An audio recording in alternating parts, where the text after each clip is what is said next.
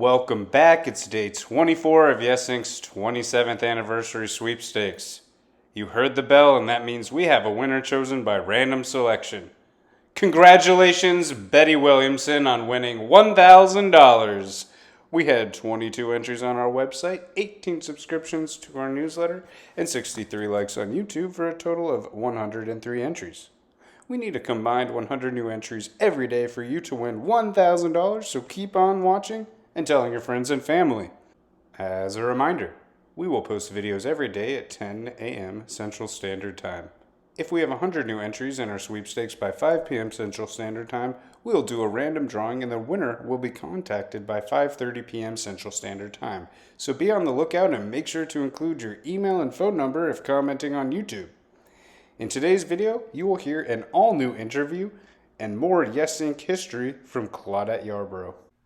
In this segment, we will share successes of Yes Inc. participants. Listen carefully for all the compelling reasons to apply to our intensive educator preparation program. My name is Kellen Begin, Director of Communications at Youth Empowerment Services, Yes Inc. Today we have Enijah Armour, a Yes Inc. participant and effective educator. Listen to Enijah's story of becoming an effective educator. I initially got into education because it was just something that I was good at. My degree allowed me to have the content necessary to be an excellent English and writing teacher. So I went into it using it as a means to an end. I didn't think it was something that I would grow to love or something that I would use as a resource for myself, but it has slowly but surely become a love of mine. I've accepted the fact that this is a passion and this is something that I was called to do. So although it did not start as me wanting to be a teacher for the rest of my life, I have slowly become the teacher in my family. I've slowly turned into the person that dedicates my life to my classroom. From my very first interaction with Yes Youth Empowerment Services, I was literally taught how to identify my why. From the very first session that I was able to interact with Yes and all of the peers that I was able to gain, all of the mentors that I was able to gain, it helped me solidify that maybe this talent that I had, this ability to connect to my students, was more than just a talent, and it was actually a calling. Yes literally helped me identify the reason why I'm able to wake up and make it to school every morning, the reason why I'm able to commit my life to these kids, the reason why I'm able to be a bank of resources to them. Yes has developed the educator in me. I've always had the ability to be a communicator with my students, to be a mentor, to be able to spend my time with them and meet them where they are and understand where they're coming from. Yes helped me become a teacher. It helped me not only leave gaining something from my students, but it helped me to leave an imprint on my students as well. I would like to think that my students, colleagues, peers, I would like to think that they look at me as a fresh set of eyes. I am one of the youngest teachers on campus, one of the newer teachers on campus, and in that position, it helps me to be able to shine light on a lot of the things that weren't necessarily prevalent prior to the age and teaching that we're in now. We're still dealing with educating in a pandemic. Our students are still learning with how to educate or be educated or how to absorb information and retain information in a pandemic.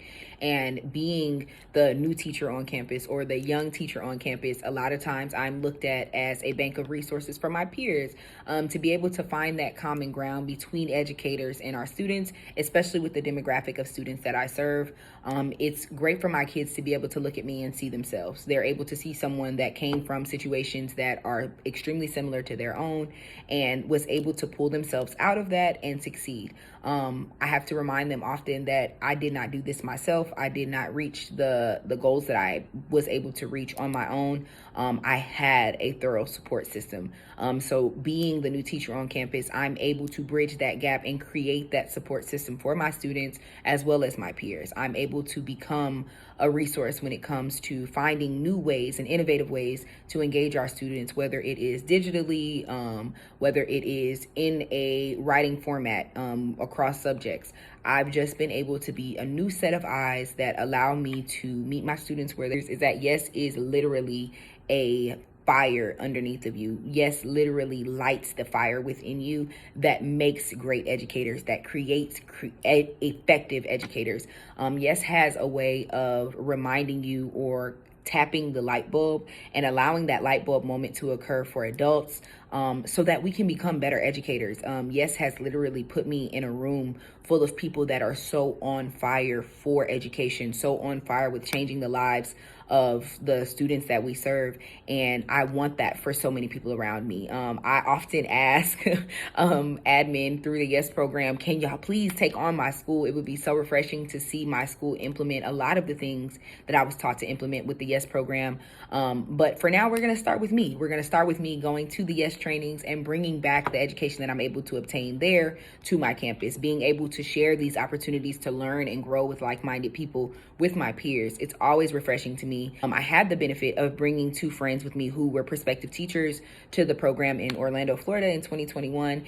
It was an amazing opportunity for them to be able to see what it was that lit the fire in me to want to be the educator that I am today. And that's something that I'm willing to and desire to share with all of those around me who one day want to become educators. I'm not necessarily sure I would change anything. I started teaching January 31st in 2020. So a month and a half prior to the world shutting down and life as we know it ending, I was put in a position where I'm the teacher of record. I'm the student's mentor. I'm the second mom. I'm the counselor. I'm the doctor. I'm the therapist.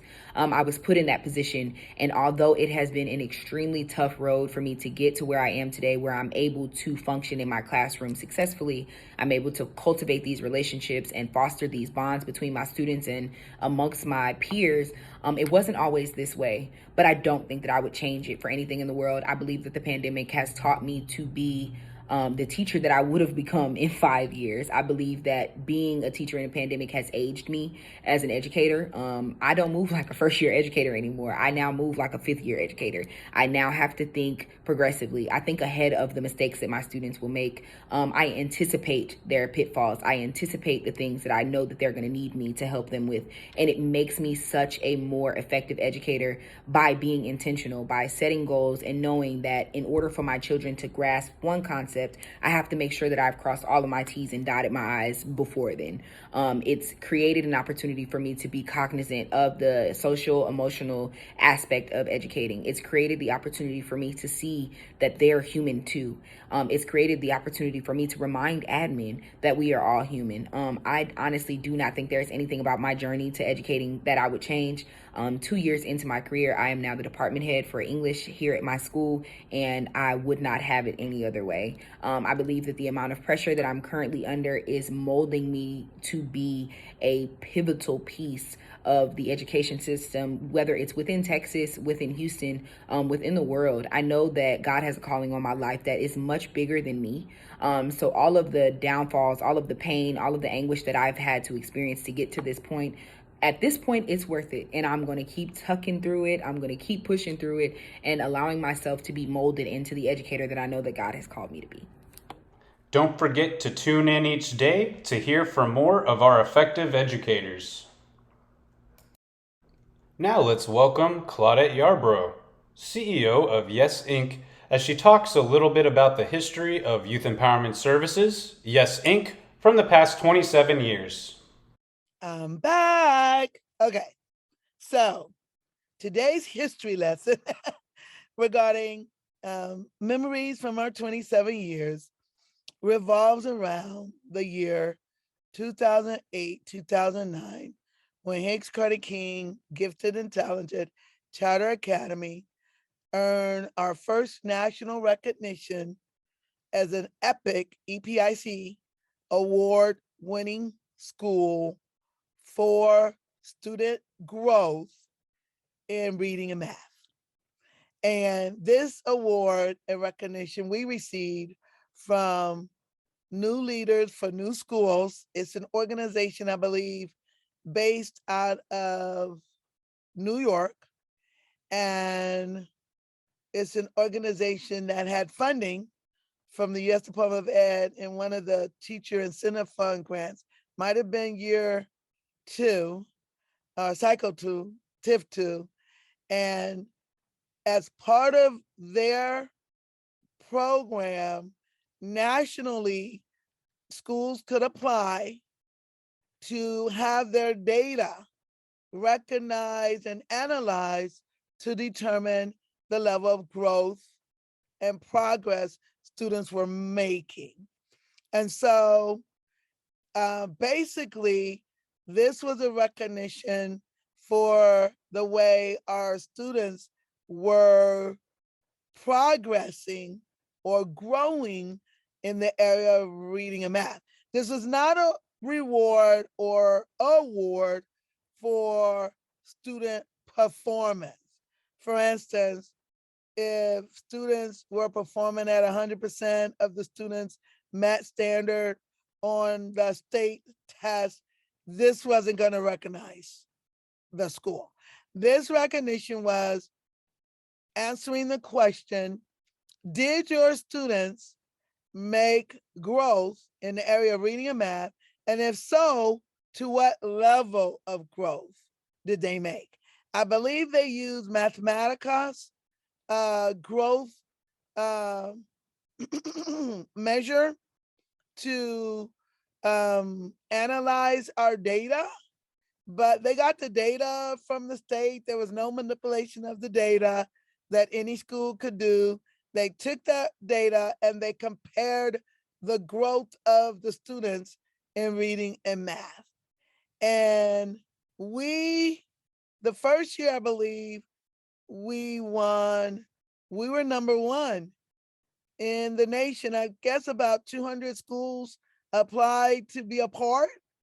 And our school was number one that year for growth. And I will tell you the middle school teachers that gave us that growth. Miss Sarah Milhone was teaching middle school reading and math. And middle school for us was, I believe, 5th through 8th. And Mr. Roberto Alfaro was the other teacher of middle school. And middle school is how we won the growth. Though that data from middle school reading and math was how we won that recognition. And that meant, okay, what does number one mean in EPIC? Every one of our teachers received $4,000. Every one of our teacher assistants received $4,000. And then Mr. Alfaro and Ms. Milhone each received double that amount because it was their data that earned the school that award. So I love it because the entire school was recognized with a financial award. And this meant so much. We all know it takes a village to raise a child, and not one teacher in that class is doing all the work. It takes all of us instructionally to help. And the EPIC Award recognized that. What was so memorable, though, to be honest, as a charter school, our school was not able to afford to match the salaries of our surrounding districts. And so, just so you'll know, charter school teachers at that time were seriously underpaid, right? And so that $4,000 award, I mean, it changed the livelihood of a lot of our teachers. And in some sense, that's sad at that time that teachers and teacher assistants were so lowly paid. That was sad. But here's the thing. My goodness. Some of our teachers and teacher assistants didn't believe that they were going to get the $4,000. And I'll tell you, the late, great Miss Sharette Nolan was one of them. She said, I'm from Missouri. You got to show me. Missouri is the show me state, just in case you didn't know. I was like, Miss Nolan, look at the letter. Look at what they said. This is really going to happen. Miss Nolan was a skeptic, okay? And she wasn't by herself. So I called the leaders at New Leaders for New School and reached out to them. I'm like, not our teachers and teacher assistants, they don't believe this. So will you come and personally hand out these funds because we scheduled a big to do, a big dinner at the Plaza Club. Very high end. All of our teachers and students were invited. I think 300 of them showed up, and we're going to be recognized. And I planned it so that we would hand each of the teachers and the teacher assistants this money because they really seriously had doubts. Now, hold up a minute. It's not that they distrusted Claudette Yarbrough. Okay, let's get this straight. It was just so much money in that day as a lump sum. It was hard to accept that this was true. So the new leader agreed to come. I don't know if he's the president or vice president of their company. He agreed to come to San Antonio, Texas, to the Plaza Club. And we had an award and recognized everybody. And at the end, every teacher lined up so he could hand them, they could sign for the check and hand them the check. It totaled $104,000. $4,000 to every teacher and $8,000 to Mr. Alfaro and Miss Milholm. That was a beautiful day, a first in our history. And man, I had cars made up in gold because we were epic gold. Okay, gold print on the card. I still have some. Oh yeah, I still look at them from time to time. But that was a marvelous, marvelous recognition of the work our teachers are doing to increase the reading and math growth among our students. So let me explain growth real quickly in case you're not familiar. So if I'm a student and 1 year on the state test, I somehow get a 40, right? That's not meeting standard. Let's say standard is 70. So I'm 30% below standard, but I did a 40. And the next year I did a 50 or a 60. That's growth. I'm still not at my 70 to pass, but I have grown more in 1 year than expected. Okay. Because I went from a 40 to a 50 or a 60. That's what Ms. Milholm and Mr. Alfaro were able to do, is grow our students in their reading and math ability. Growth matters. I think achievement matters as well. Raw data matters too, but growth really matters. You know why? It says you're changing. You're continuing to change. You haven't made it yet, but you're on your way.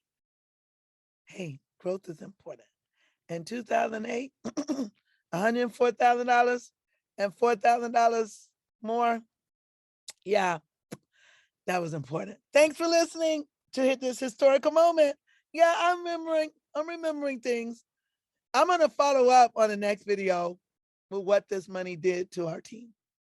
Don't forget to tune in each day to hear more content from effective educators and Yes Inc. history. Thanks for watching.